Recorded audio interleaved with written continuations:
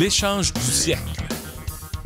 Bonjour, bienvenue à Focus, ici Ray Lalonde et voici mon podcast Focus sur l'industrie du sport. Et c'est parti.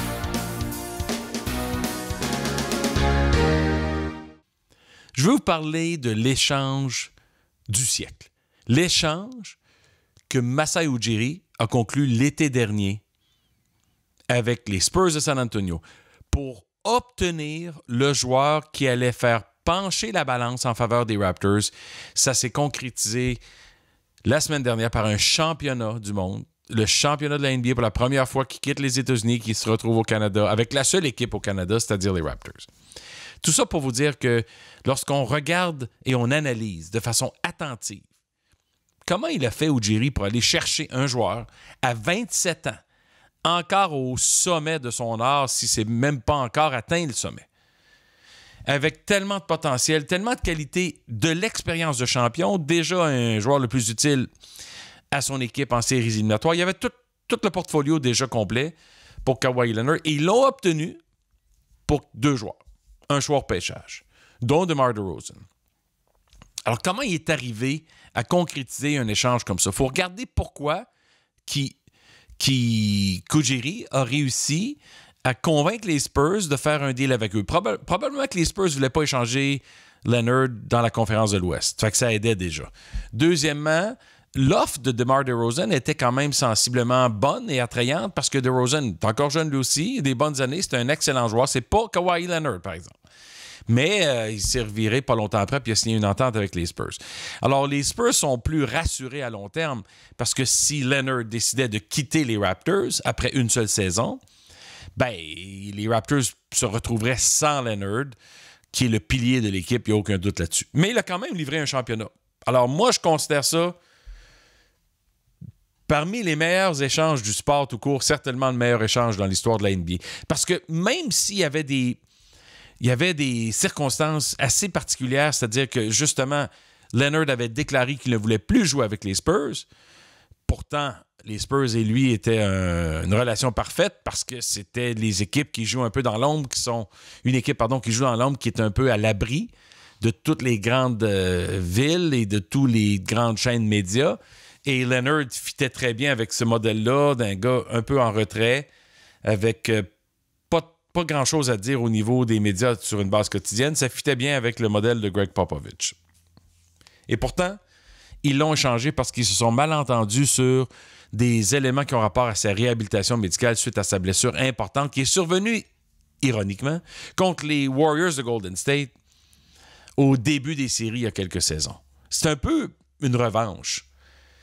Même si ce n'était pas directement lié aux Warriors, ben, il y avait un peu de doute par rapport à la blessure. C'est un joueur des Warriors qui essaie de défendre un tir puis qui s'est esquivé et a bougé vers Leonard après son tir lorsqu'il lui était hors d'équilibre. Il est retombé sur le pied de ce joueur-là. Il s'est tordu une cheville. C'était assez délicat comme blessure.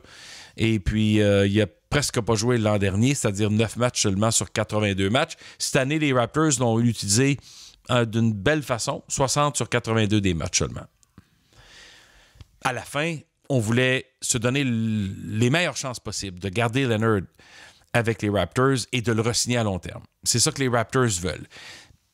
C'est quoi les meilleures chances possibles? Ben, gagner un championnat, je considère ça comme une très bonne chance. Ça ne veut pas dire que Leonard va rester à cause de ça. Ça veut dire que les Raptors ont fait tout ce qu'ils pouvaient faire de leur côté, y compris aller chercher Marc Gasol et du renfort durant la saison pour donner à Leonard l'artillerie et le soutien qu'il avait besoin pour aller jusqu'au bout. Mais quand on regarde un échange, on est obligé de mesurer est-ce que l'équipe est meilleure avant ou après. Bien là, cette fois-ci, l'équipe était définitivement meilleure. Quand on regarde un échange, on est obligé de se demander la question à savoir comment on fait pour mesurer l'impact d'un joueur comme ça. Honnêtement, la chose à mesurer, c'est que les Raptors ont connu la meilleure saison de leur histoire et ça s'est terminé par un championnat, puis c'est directement lié à la présence de Kawhi Leonard. La troisième chose que je pense qu'il faut comprendre, c'est que c'est pas toujours facile d'échanger pour obtenir un joueur dans son prime. Un joueur qui a 27 ans. T'sais, encore une fois, mettez-vous dans la tête, LeBron James a 34 ans, Leonard a 7 ans d'avance sur LeBron James. LeBron James, c'est peut-être le joueur le plus accompli de la Ligue actuellement, mais Leonard a 7 ans pour le rattraper pour se rendre à 34. Alors, c'est tout un échange. Moi, je considère ça comme le meilleur échange de l'histoire. Il n'y a aucun doute là-dessus. L'autre chose qu'il faut noter, c'est que Leonard, lui-même, je pense, a surpassé les attentes. Je pense qu'il ne devait même pas savoir qu'il allait reprendre sa forme, mais les Raptors, encore une fois, ont bien géré son retour en évitant les 2-en-2, en évitant l'excès de fatigue, en gérant ses minutes sur le terrain. Puis à la fin, il y avait en masse d'énergie pour pouvoir compétitionner les 4 rondes qui étaient nécessaires pour gagner un titre. Ça a été difficile, mais il y avait encore d'énergie. C'est une chose, c'est que je pense qu'à la fin, Leonard lui-même serait le premier à admettre qu'il a dépassé ses aspirations les plus sincères. Parce que même si on dit on veut gagner un championnat, on vise un championnat, on s'attend tous à ce qu'il vise un championnat, rien de moins. Mais là, c'est une chose de penser, c'est une autre chose de faire. Leonard l'a accompli encore une fois. C'est à se demander si lui change d'équipe, s'il allait avec les Clippers, est-ce qu'il serait capable de transformer cette équipe-là et de faire en sorte qu'ils deviennent champions eux aussi? On ne sait jamais. On ne sait jamais, c'est peut-être le casse-tête qui manque dans plusieurs autres villes. Le dernier point, c'est au niveau commercial.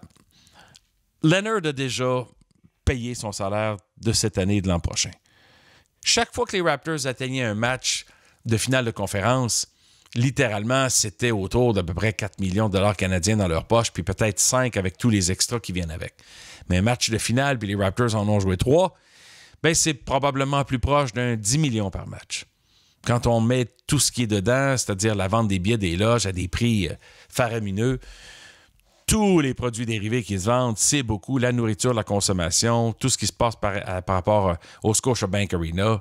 Évidemment, il y a toujours une portion des commandites qui est réservée aussi pour les séries éliminatoires. Fait il y a tellement d'argent qui rentre. Fait s'il faisait 3 matchs à 10 millions chaque, ça fait 30 millions. Puis s'il faisait 4-5 millions pour les matchs de finale de conférence, c'était un autre 3 matchs de finale de conférence, encore une fois, contre les Bucks. Fait que c'était un autre 15. Puis tu rajoutes les 2 autres rondes de série, puis tout le reste. Honnêtement, cette année, les Raptors vont peut-être s'en sauver avec un 50 millions dans leur poche. Ce qui ne serait pas surprenant. Fait que 50 millions, ça, c'est de l'argent de séries éliminatoires, c'est pas de l'argent de la saison régulière. Fait que c'est très payant d'avoir un gars comme lui qui vend, qui attire les regards, qui vend du produit dérivé, qui vend du numérique, qui vend de l'intérêt en général partout. Le Canada, économiquement, la ville de Toronto en a bénéficié. Il n'y a aucun doute là-dessus. Fait que donc, Leonard a eu des impacts à des endroits qu'on n'aurait jamais cru possible.